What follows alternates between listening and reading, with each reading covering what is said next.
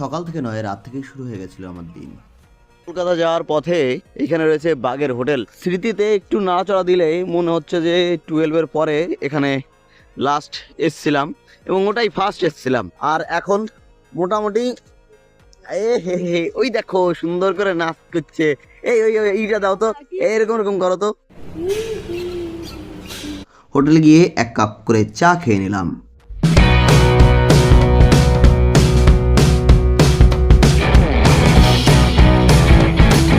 হাওড়া জংশনে গিয়ে ফার্স্টে আমরা গাড়ির জন্য টিকিট করে নিলাম।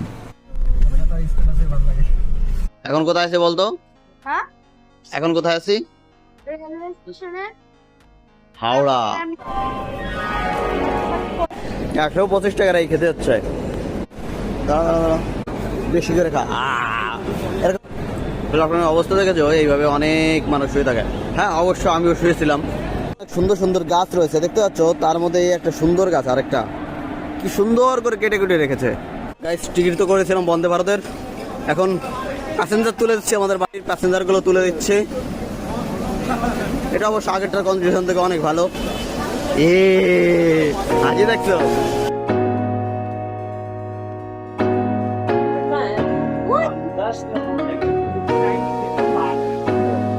ছমাস, 1 বছর, 2 বছর, 5 বছর।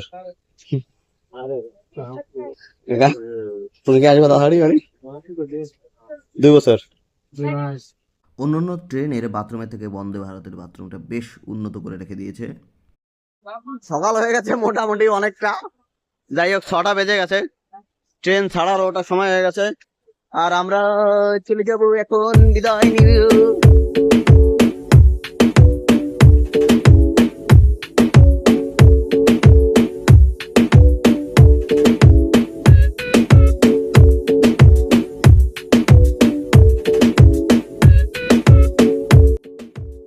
হাইওয়েতে একটু স্পেশাল চা হয়ে গেল।